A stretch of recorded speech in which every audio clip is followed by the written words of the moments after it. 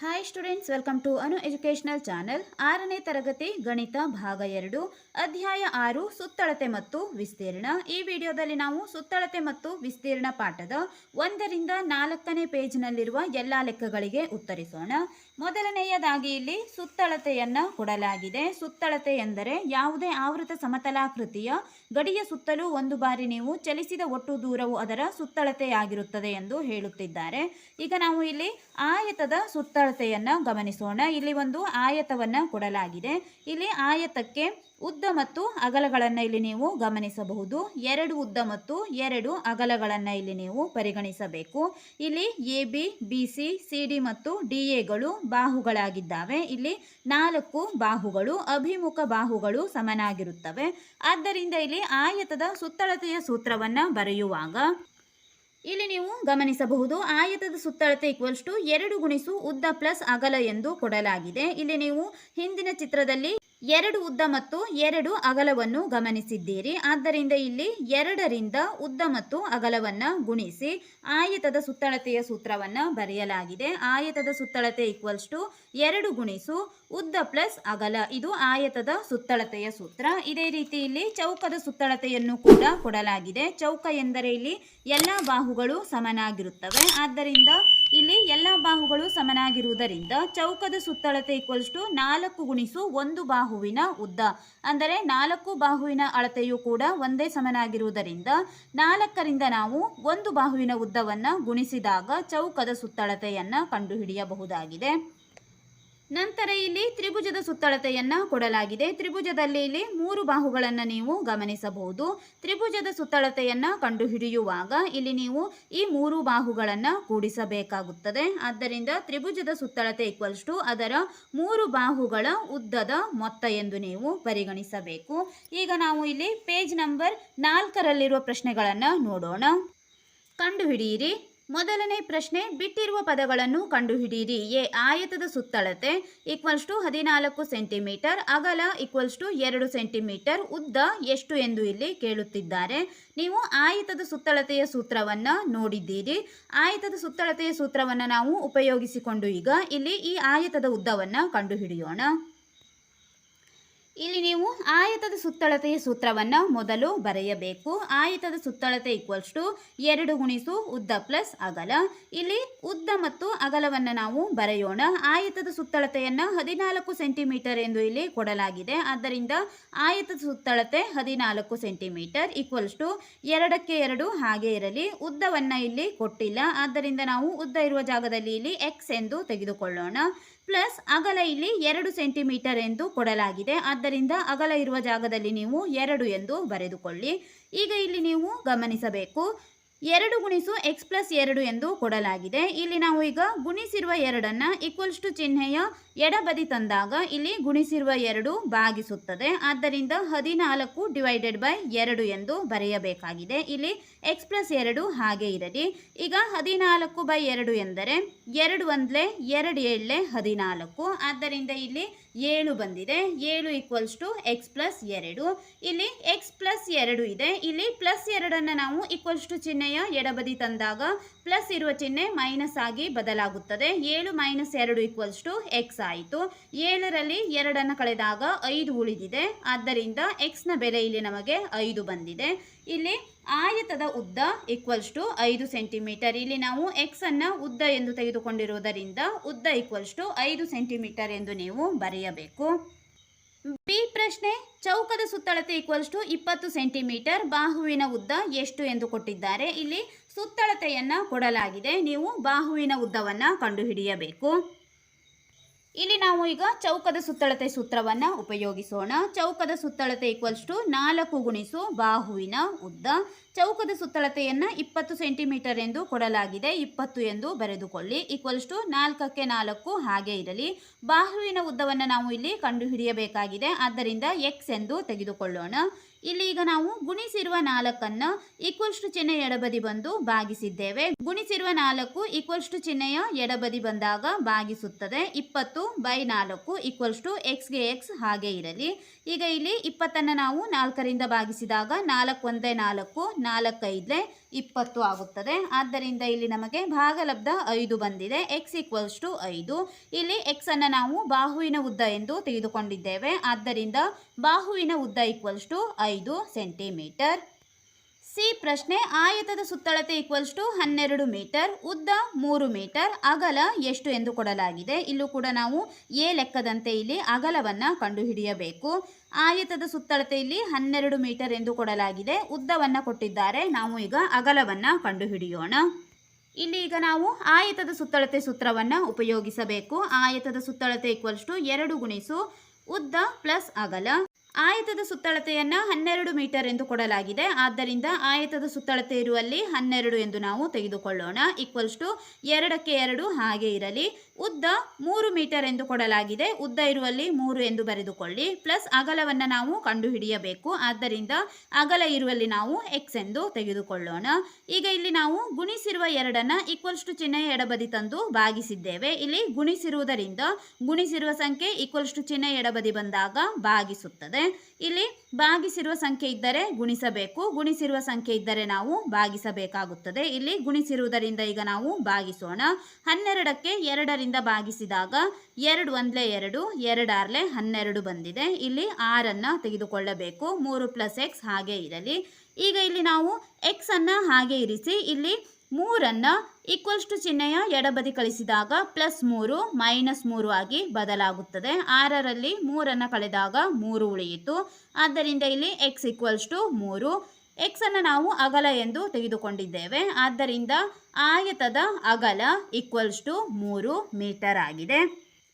ಪ್ರಶ್ನೆ ನಂಬರ್ 2, ಬಾಹುಗಳ ಉದ್ದ 5 ಸೆಂಟಿಮೀಟರ್ ಮತ್ತು 3 ಸೆಂಟಿಮೀಟರ್ ಇರುವ ಒಂದು ಆಯತವನ್ನು ತಂತಿಯ ತುಂಡು ಬಳಸಿ ತಯಾರಿಸಲಾಗಿದೆ. ತಂತಿಯನ್ನು ನೇರಗೊಳಿಸಿ ನಂತರ ಚೌಕದ ರೂಪಕ್ಕೆ ಭಾಗಿಸಿದಾಗ ಚೌಕದ ಬಾಹುವಿನ ಉದ್ದ ಎಷ್ಟಿರುತ್ತದೆ. ಇಲ್ಲಿ ಬಾಹುಗಳ ಉದ್ದ 5 ಸೆಂಟಿಮೀಟರ್ ಮತ್ತು 3 ಸೆಂಟಿಮೀಟರ್ ಇರುವ ಒಂದು ಆಯತವನ್ನು ತಂತಿಯ ತುಂಡು ಬಳಸಿ ತಯಾರಿಸಿದ್ದಾರೆ. ಆ ತಂತಿಯನ್ನು ಈಗ ನೇರಗೊಳಿಸಿ ಚೌಕದ ರೂಪಕ್ಕೆ ಭಾಗಿಸುತ್ತಿದ್ದಾರೆ. ಈಗ ಚೌಕದ ರೂಪಕ್ಕೆ ಭಾಗಿಸಿದಾಗ ಚೌಕದ ಬಾಹುವಿನ ಉದ್ದ ಎಷ್ಟಿರುತ್ತದೆ ಎಂದು ಈಗ ನಾವು ಇಲ್ಲಿ ಕಂಡುಹಿಡಿಯಬೇಕು. ಉತ್ತರ ನೋಡೋಣ. ಇಲ್ಲಿ ಈಗ ನಾವು ಮೊದಲನೆಯದಾಗಿ ತಂತಿಯಿಂದ ಮಾಡಿದ ಆಯತದ ಸುತ್ತಳತೆಯನ್ನು ಕಂಡುಕೊಳ್ಳೋಣ. ಆಯತದ ಸುತ್ತಳತೆಯನ್ನು ಕಂಡುಹಿಡಿದು ಆ ಸುತ್ತಳತೆಯಲ್ಲಿ ನಾವು ಚೌಕವನ್ನು ರಚಿಸಿದಾಗ ಅಲ್ಲಿ ಒಂದು ಬಾಹುವಿನ ಉದ್ದ ಎಷ್ಟಾಗುತ್ತದೆ ಎಂದು ಕಂಡುಹಿಡಿಯಬಹುದು. ಇಲ್ಲಿ ಆಯತವನ್ನು ಗಮನಿಸಿ. ಇದನ್ನು ತಂತಿಯಿಂದ ಮಾಡಿದ್ದಾರೆ ಎಂದು ನಾವು ಗಮನಿಸಿದಾಗ ಇಲ್ಲಿ ಉದ್ದ 5 ಸೆಂಟಿಮೀಟರ್, ಅಗಲ 3 ಸೆಂಟಿಮೀಟರ್ ಆಗಿದೆ. ಇಲ್ಲಿ 5 3 ಎಂದು ಬರೆದುಕೊಳ್ಳಿ. 5 ಸೆಂಟಿಮೀಟರ್ ಉದ್ದ, 3 ಸೆಂಟಿಮೀಟರ್ ಅಗಲ. ಆಯತದ ಸುತ್ತಳತೆ ಈಕ್ವಲ್ಸ್ ಟು 2 ಗುಣಿಸು ಉದ್ದ ಪ್ಲಸ್ ಅಗಲ. ಇಲ್ಲಿ 2ಕ್ಕೆ 2 ಹಾಗೆ ಇರಲಿ. ಉದ್ದ 5 ಸೆಂಟಿಮೀಟರ್ ಇದೆ. ಪ್ಲಸ್ ಅಗಲವನ್ನು 3 ಸೆಂಟಿಮೀಟರ್ ಎಂದು ತೆಗೆದುಕೊಳ್ಳೋಣ. ಈಗ 5 + 3 8. 2 ನಾವು ಈಗ 8ರಿಂದ ಗುಣಿಸಬೇಕು. 2 8 16. ಆದ್ದರಿಂದ ಇಲ್ಲಿ ಆಯತದ ಸುತ್ತಳತೆ ನಮಗೆ 16 ಸೆಂಟಿಮೀಟರ್ ಬಂದಿದೆ. ಈಗ ನಾವು ಇದೇ ಸುತ್ತಳತೆಯನ್ನು ಚೌಕವನ್ನಾಗಿ ಭಾಗಿಸಿದಾಗ ಒಂದು ಬಾಹುವಿನ ಉದ್ದವನ್ನು ಕಂಡುಹಿಡಿಯೋಣ. ಆಯತಾಕಾರದ ತಂತಿಯನ್ನು ಚೌಕದ ರೂಪಕ್ಕೆ ಭಾಗಿಸಲಾಗಿದೆ. ಈಗ ಚೌಕದ ಸುತ್ತಳತೆಯನ್ನು ನಾವು ಕಂಡುಹಿಡಿದುಕೊಳ್ಳೋಣ. ಚೌಕದ ಸುತ್ತಳತೆ ಈಕ್ವಲ್ಸ್ ಟು 4 ಗುಣಿಸು ಬಾಹು. ಇಲ್ಲಿ ನೀವು ಗಮನಿಸಬಹುದು ಈ ರೀತಿಯಾಗಿ ಚೌಕವನ್ನಾಗಿ ತಂತಿಯನ್ನು ಭಾಗಿಸಲಾಗಿದೆ. ಈಗ ಚೌಕದ ಸುತ್ತಳತೆಯು ಕೂಡ ನಮಗೆ 16 ಸೆಂಟಿಮೀಟರ್ ಎಂದೇ ದೊರೆಯುತ್ತದೆ. ಏಕೆಂದರೆ ಇಲ್ಲಿ ಅದೇ ತಂತಿಯನ್ನು ನಾವು ಚೌಕವನ್ನಾಗಿ ಭಾಗಿಸಿದ್ದೇವೆ. ಆದ್ದರಿಂದ ಚೌಕದ ಸುತ್ತಳತೆಯು ಕೂಡ ಆಯತದ ಸುತ್ತಳತೆಯೇ ಆಗಿರುತ್ತದೆ. ಚೌಕದ ಸುತ್ತಳತೆ 16 ಈಕ್ವಲ್ಸ್ ಟು ಇಲ್ಲಿ 4 ಗುಣಿಸು ಬಾಹು ಸೂತ್ರವಾಗಿದೆ. 4ಕ್ಕೆ 4 ಹಾಗೆ ಇರಲಿ. ಇಲ್ಲಿ ನಾವು ಬಾಹುವನ್ನು ಕಂಡುಹಿಡಿಯಬೇಕು. ಆದ್ದರಿಂದ x ಎಂದು ತೆಗೆದುಕೊಳ್ಳೋಣ. 16ಕ್ಕೆ 16 ಹಾಗೆ ಇರಲಿ. ಇಲ್ಲಿ 4 ಗುಣಿಸಿರುವುದರಿಂದ ಈಕ್ವಲ್ಸ್ ಟು ಚಿಹ್ನೆಯ ಎಡಬದಿ ತಂದಾಗ ಇಲ್ಲಿ 4 ಭಾಗಿಸುತ್ತದೆ. ಗುಣಿಸಿರುವ 4 ನಾವು ಭಾಗಿಸಿದ್ದೇವೆ. ಈಗ 4 1 4 4 4 16. ಇಲ್ಲಿ 4 ಇರಿಸೋಣ. x ಈಕ್ವಲ್ಸ್ ಟು 4 ಬಂದಿದೆ. x ಎನ್ನುವುದು ಇಲ್ಲಿ ಬಾಹುವಿನ ಉದ್ದ. ಆದ್ದರಿಂದ ಚೌಕದ ಬಾಹುವಿನ ಉದ್ದ 4 ಸೆಂಟಿಮೀಟರ್ ಆಗಿರುತ್ತದೆ ಎಂದು ನಾವು ಬರೆಯಬೇಕು. ಪ್ರಶ್ನೆ ನಂಬರ್ 3. ಒಂದು ತ್ರಿಭುಜದ ಸುತ್ತಳತೆ 55 ಸೆಂಟಿಮೀಟರ್ ಆಗಿದ್ದು ಅದರ ಎರಡು ಬಾಹುಗಳ ಉದ್ದವು ಕ್ರಮವಾಗಿ 20 ಸೆಂಟಿಮೀಟರ್ ಮತ್ತು 14 ಸೆಂಟಿಮೀಟರ್ ಆದರೆ ಮೂರನೇ ಬಾಹುವಿನ ಉದ್ದವನ್ನು ಕಂಡುಹಿಡಿಯಿರಿ. ಇಲ್ಲಿ ತ್ರಿಭುಜದ ಸುತ್ತಳತೆಯನ್ನು ನಾವು ಕಂಡುಹಿಡಿಯಬೇಕು. ತ್ರಿಭುಜದ ಸುತ್ತಳತೆ, ಇಲ್ಲಿ ತ್ರಿಭುಜದ ಸುತ್ತಳತೆಯನ್ನು 55 ಸೆಂಟಿಮೀಟರ್ ಎಂದು ಕೊಟ್ಟಿದ್ದಾರೆ. ಇಲ್ಲಿ ಎರಡು ಬಾಹುಗಳ ಉದ್ದ 20 ಸೆಂಟಿಮೀಟರ್ ಮತ್ತು 14 ಸೆಂಟಿಮೀಟರ್ ಎಂದು ಕೊಡಲಾಗಿದೆ. ಈಗ ನಾವು ಮೂರನೇ ಬಾಹುವಿನ ಉದ್ದವನ್ನು ಕಂಡುಹಿಡಿಯುವಾಗ ತ್ರಿಭುಜದ ಸುತ್ತಳತೆಯ ಸೂತ್ರವನ್ನು ಉಪಯೋಗಿಸಿಕೊಂಡು ತ್ರಿಭುಜದ ಸುತ್ತಳತೆ ಇಲ್ಲಿ ಮೂರು ಬಾಹುಗಳ ಉದ್ದವೆಂದು ತೆಗೆದುಕೊಂಡು ಮೂರನೇ ಬಾಹುವಿನ ಉದ್ದವನ್ನು ಕಂಡುಹಿಡಿಯಬೇಕು. ತ್ರಿಭುಜದ ಸುತ್ತಳತೆ 55 ಸೆಂಟಿಮೀಟರ್. ಇಲ್ಲಿ ಸುತ್ತಳತೆಯನ್ನು 55 ಸೆಂಟಿಮೀಟರ್ ಎಂದು ಕೊಟ್ಟಿದ್ದಾರೆ. ಇಲ್ಲಿ ಈ ರೀತಿಯ ಚಿತ್ರಗಳನ್ನು ಪೆನ್ಸಿಲ್ನಿಂದ ನೀವು ಬಿಡಿಸಿಕೊಳ್ಳಿ. ಇಲ್ಲಿ ಎರಡು ಬಾಹುಗಳ ಉದ್ದವನ್ನು ಒಂದು ಬಾಹು 20 ಸೆಂಟಿಮೀಟರ್, ಇನ್ನೊಂದು ಬಾಹು 14 ಸೆಂಟಿಮೀಟರ್ ಎಂದು ಕೊಡಲಾಗಿದೆ. ಆದ್ದರಿಂದ ಇಲ್ಲಿ ತ್ರಿಭುಜದ ಸುತ್ತಳತೆ ಸೂತ್ರವನ್ನು ಬರೆದುಕೊಳ್ಳೋಣ. ತ್ರಿಭುಜದ ಸುತ್ತಳತೆ ಮೂರು ಬಾಹುಗಳ ಉದ್ದದ ಮೊತ್ತ. ಈಗ ತ್ರಿಭುಜದ ಸುತ್ತಳತೆ 55 ಸೆಂಟಿಮೀಟರ್ ಎಂದು ಕೊಡಲಾಗಿದೆ. 55 ಇಲ್ಲಿ ಎರಡು ಬಾಹುಗಳ ಉದ್ದವನ್ನು ಬರೆಯೋಣ. 20 + 14. ಮೂರನೇ ಬಾಹುವಿನ ಉದ್ದವನ್ನು ನಾವು ಕಂಡುಹಿಡಿಯಬೇಕು. ಆದ್ದರಿಂದ ಮೂರನೇ ಬಾಹುವನ್ನು +x ಎಂದು ತೆಗೆದುಕೊಂಡಿದ್ದೇವೆ. 55ಕ್ಕೆ 55 ಹಾಗೆ ಇರಲಿ. 20ಕ್ಕೆ 14 ಕೂಡಿಸಿದಾಗ 34 ಬಂದಿದೆ. ಇಲ್ಲಿ xಗೆ x ಅನ್ನು ಹಾಗೆ ಇಟ್ಟಿದ್ದೇವೆ. ಈಗ 55 ಇಲ್ಲಿ +34 ನಾವು ಚಿಹ್ನೆಯ ಎಡಬದಿ ತಂದು 55ರಿಂದ ಕಳೆಯಬೇಕಾಗಿದೆ. ಇಲ್ಲಿ ಪ್ಲಸ್ ಇರುವ 34 ಎಡಬದಿ ಬಂದಾಗ -34 ಆಗಿದೆ. 55ರಲ್ಲಿ 34 ಕಳೆದಾಗ 21 ಬಂತು. ಆದ್ದರಿಂದ x ನ ಬೆಲೆ 21. ಇಲ್ಲಿ x ಎನ್ನುವುದು ಮೂರನೇ ಬಾಹುವಾಗಿದೆ. ಆದ್ದರಿಂದ ಮೂರನೇ ಬಾಹುವಿನ ಉದ್ದ 21 ಸೆಂಟಿಮೀಟರ್. ಪ್ರಶ್ನೆ ನಂಬರ್ 4. 150 ಮೀಟರ್ ಉದ್ದ ಮತ್ತು 120 ಮೀಟರ್ ಅಗಲವಿರುವ ಒಂದು ಆಯತಾಕಾರದ ಉದ್ಯಾನವನಕ್ಕೆ ಬೇಲಿ ಹಾಕಲು ಪ್ರತಿ ಮೀಟರ್ಗೆ ₹40ರಂತೆ ಎಷ್ಟು ವೆಚ್ಚವಾಗುತ್ತದೆ? ಇಲ್ಲಿ ಆಯತಾಕಾರದ ಉದ್ಯಾನವನಕ್ಕೆ ಬೇಲಿ ಹಾಕಲು ನಾವು ಮೊದಲನೆಯದಾಗಿ ಆಯತಾಕಾರದ ಉದ್ಯಾನವನದ ಸುತ್ತಳತೆಯನ್ನು ಕಂಡುಹಿಡಿಯಬೇಕು. ₹40ರಂತೆ ಎಷ್ಟು ವೆಚ್ಚವಾಗುತ್ತದೆ ಎಂದು ಕಂಡುಹಿಡಿಯೋಣ. ಮೊದಲನೆಯದಾಗಿ ಇಲ್ಲಿ ಆಯತದ ಉದ್ದ 150 ಮೀಟರ್, ಅಗಲ 120 ಮೀಟರ್ ಎಂದು ಕೊಟ್ಟಿದ್ದಾರೆ. ಇಲ್ಲಿ 150 ಮೀಟರ್ ಉದ್ದ, 120 ಮೀಟರ್ ಅಗಲವೆಂದು ನಾವು ಇಲ್ಲಿ ಒಂದು ಕಚ್ಚಾ ಚಿತ್ರವನ್ನು ಬರೆದುಕೊಂಡಿದ್ದೇವೆ. ಮೊದಲನೆಯದಾಗಿ ಈಗ ನಾವು ಆಯತದ ಸುತ್ತಳತೆಯನ್ನು ಕಂಡುಹಿಡಿಯೋಣ. ಆಯತದ ಸುತ್ತಳತೆ 2 ಗುಣಿಸು ಉದ್ದ ಪ್ಲಸ್ ಅಗಲ. 2ಕ್ಕೆ 2 ಹಾಗೆ ಇರಲಿ. ಉದ್ದ 150 ಮೀಟರ್ ಪ್ಲಸ್ ಅಗಲವನ್ನು 120 ಎಂದು ಕೊಟ್ಟಿದ್ದಾರೆ. ಇಲ್ಲಿ ಉದ್ದ ಮತ್ತು ಅಗಲವನ್ನು ಬರೆಯಬೇಕು. 150ಕ್ಕೆ 120 ಕೂಡಿಸಿದಾಗ 270 ಬಂದಿದೆ. 270ಕ್ಕೆ ನಾವು 2ರಿಂದ ಗುಣಿಸಿದಾಗ 540 ಬರುತ್ತದೆ. ಅಂದರೆ ಇಲ್ಲಿ 0ಯಿಂದ 2 ಗುಣಿಸಿದಾಗ 0, 7 2 14, ಇಲ್ಲಿ 2 2 4, 4 + 1 5 ಬಂದಿದೆ. 540 ಮೀಟರ್ ಇದು ಆಯತದ ಸುತ್ತಳತೆ. ಇಲ್ಲಿ ಪ್ರತಿ ಮೀಟರ್ಗೆ ₹40ನಂತೆ ಬೇಲಿ ಹಾಕಲು ಆಗುವ ವೆಚ್ಚವನ್ನು ಈಗ ನಾವು ಇಲ್ಲಿ ಬರೆಯಬೇಕು. ಪ್ರತಿ ಮೀಟರ್ಗೆ ₹40ರಂತೆ ಉದ್ಯಾನವನಕ್ಕೆ ಬೇಲಿ ಹಾಕಲು ತಗಲುವ ವೆಚ್ಚ ಇಲ್ಲಿ 540 ಮೀಟರ್ ಇದೆ. ಪ್ರತಿ ಮೀಟರ್ಗೆ ₹40 ಎಂದು ಇಲ್ಲಿ ಹೇಳಿದ್ದಾರೆ. ಆದ್ದರಿಂದ ಈಗ ನಾವು 540ಕ್ಕೆ 40ರಿಂದ ಗುಣಿಸಬೇಕು. 540 ಗುಣಿಸು 40. ಇಲ್ಲಿ 0ಯಿಂದ ನಾವು ಈ ಎಲ್ಲ ಸಂಖ್ಯೆಗಳನ್ನು ಗುಣಿಸಬೇಕು. 0 ಗುಣಿಸು 0 0, 0 ಗುಣಿಸು 4 0, 0 ಗುಣಿಸು 5 0. 0ಯಿಂದ ನಾವು ಯಾವುದೇ ಅಂಕಿಯನ್ನು ಗುಣಿಸಿದಾಗ ನಮಗೆ ಗುಣಲಬ್ಧವು 0 ಆಗುತ್ತದೆ. ಪ್ಲಸ್ ಇಲ್ಲಿ 4 ಗುಣಿಸು 0 4, 4 4 16, 4 5 20 + 1 21 ಬಂದಿದೆ.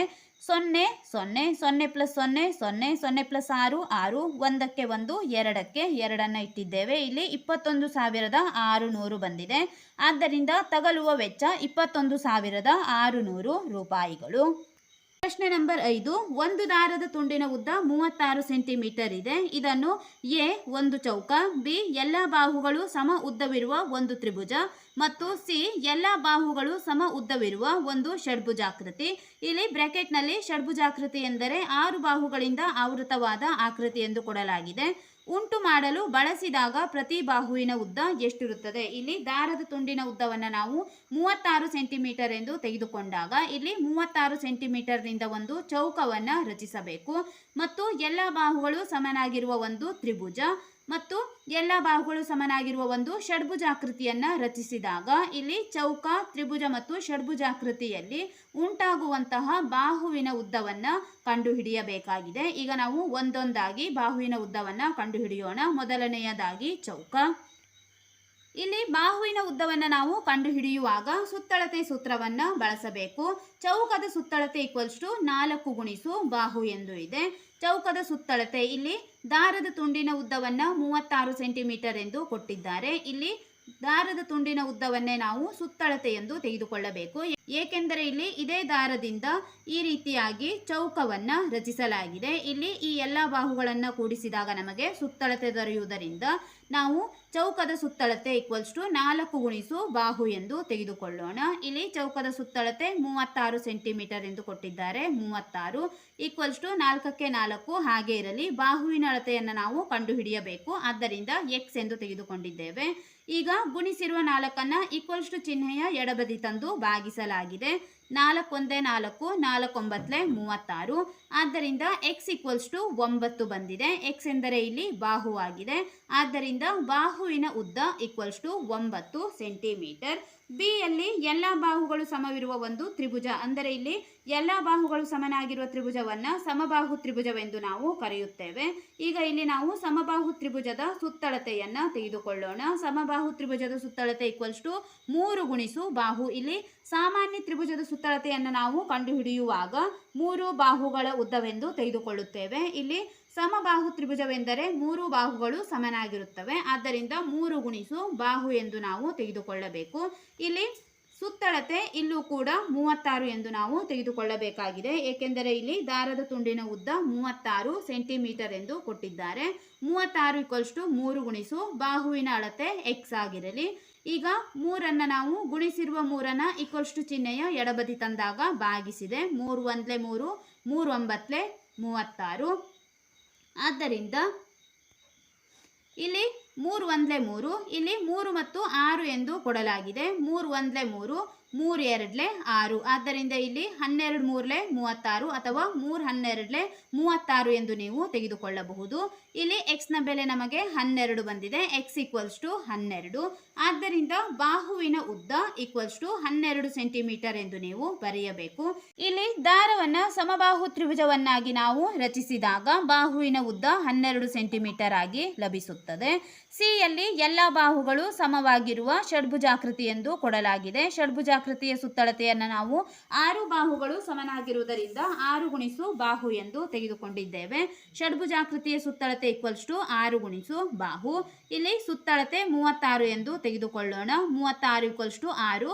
ಬಾಹುವಿನ ಉದ್ದ ಕಂಡುಹಿಡಿಯಬೇಕು. ಎಕ್ಸ್ ಎಂದು ತೆಗೆದುಕೊಂಡಿದ್ದೇವೆ. ಇಲ್ಲಿ ಗುಣಿಸಿರುವ 6ಅನ್ನು ಈಕ್ವಲ್ಸ್ ಟು ಚಿಹ್ನೆ ಎಡಬದಿ ತಂದಾಗ ಭಾಗಿಸಿದೆ. 6 1 6, 6 6 36. ಎಕ್ಸ್ನ ಬೆಲೆ 6 ಬಂದಿದೆ. X equals to 6. ಎಕ್ಸ್ ಎನ್ನುವುದು ಇಲ್ಲಿ ಬಾಹುವಿನ ಉದ್ದ. ಆದ್ದರಿಂದ ಬಾಹುವಿನ ಉದ್ದ ಈಕ್ವಲ್ಸ್ ಟು 6 ಸೆಂಟಿಮೀಟರ್. ಷಡ್ಭುಜಾಕೃತಿಯ ಬಾಹುವಿನ ಉದ್ದ ಇಲ್ಲಿ ನಮಗೆ 6 ಸೆಂಟಿಮೀಟರ್ ಲಭಿಸಿದೆ. ಪ್ರಶ್ನೆ ನಂಬರ್ 6. ಒಬ್ಬ ರೈತನ ಬಳಿ 230 ಮೀಟರ್ ಉದ್ದ ಮತ್ತು 160 ಮೀಟರ್ ಅಗಲವಿರುವ ಆಯತಾಕಾರದ ಜಮೀನು ಇದೆ. ಚಿತ್ರದಲ್ಲಿ ತೋರಿಸಿರುವಂತೆ ಜಮೀನಿಗೆ 3 ಸುತ್ತು ಬೇಲಿ ಹಾಕಲು ಅವನು ಬಯಸುತ್ತಾನೆ. ಅವಶ್ಯವಿರುವ ಹಗ್ಗದ ಒಟ್ಟು ಉದ್ದ ಎಷ್ಟು? ಇಲ್ಲಿ ರೈತನ ಬಳಿ 230 ಮೀಟರ್ ಉದ್ದ ಮತ್ತು 160 ಮೀಟರ್ ಅಗಲವಿರುವ ಆಯತಾಕಾರದ ಜಮೀನು ಇದೆ. ಅವನು 3 ಸುತ್ತು ಇಲ್ಲಿ ಚಿತ್ರದಲ್ಲಿ ತೋರಿಸಿರುವಂತೆ ಬೇಲಿ ಹಾಕಲು ಬಯಸುತ್ತಾನೆ. ಈಗ ನಾವು ಅವಶ್ಯವಿರುವ ಹಗ್ಗದ ಉದ್ದವನ್ನು ಕಂಡುಹಿಡಿಯಬೇಕು. ನಾವು ಹಗ್ಗದ ಉದ್ದವನ್ನು ಕಂಡುಹಿಡಿಯುವಾಗ ಮೊದಲನೆಯದಾಗಿ ಇಲ್ಲಿ ಆಯತಾಕಾರದ ಜಮೀನಿನ ಸುತ್ತಳತೆಯನ್ನು ಕಂಡುಹಿಡಿಯೋಣ. ಇಲ್ಲಿ ಆಯತಾಕಾರದ ಜಮೀನಿನ ಉದ್ದ 230 ಮೀಟರ್, ಅಗಲ 160 ಮೀಟರ್ ಆಗಿದೆ. ಇಲ್ಲಿ ಕಚ್ಚಾ ಚಿತ್ರವನ್ನು ನಾವು ತೋರಿಸಿದ್ದೇವೆ. ಉದ್ದ ಮತ್ತು ಅಗಲ. ಉದ್ದ 230 ಮೀಟರ್, ಅಗಲ 160 ಮೀಟರ್ ಆಗಿದೆ. ಈಗ ಇಲ್ಲಿ ಸುತ್ತಳತೆಯನ್ನು ನಾವು ಕಂಡುಹಿಡಿಯೋಣ. ಆಯತಾಕಾರದ ಜಮೀನಿನ ಸುತ್ತಳತೆ = 2 ಗುಣಿಸು ಉದ್ದ ಪ್ಲಸ್ ಅಗಲ. 2 ಹಾಗೆ ಇರಲಿ. ಉದ್ದ 230 ಮೀಟರ್ ಇದೆ, ಪ್ಲಸ್ ಅಗಲ 160 ಮೀಟರ್. 230 ಪ್ಲಸ್ 160 390 ಆಗಿದೆ. ಈಗ 390ಕ್ಕೆ ನಾವು 2ರಿಂದ ಗುಣಿಸಿದಾಗ 780 ಮೀಟರ್ ಬರುತ್ತದೆ.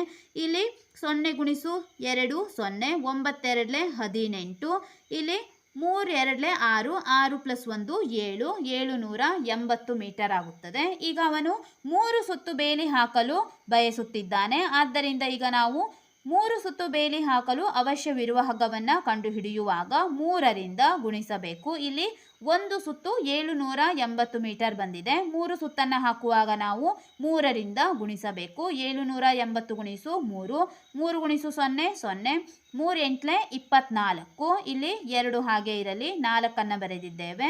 3 7 21, 21ಕ್ಕೆ ನಾವು 2 ಕೂಡಿಸಿದಾಗ 23 ಬಂದಿದೆ. 2340 ಮೀಟರ್. ಆದ್ದರಿಂದ ಅವನು 3 ಸುತ್ತು ಬೇಲಿ ಹಾಕಲು ಅವಶ್ಯವಿರುವ ಹಗ್ಗದ ಉದ್ದ 2340 ಮೀಟರ್ ಆಗಿದೆ.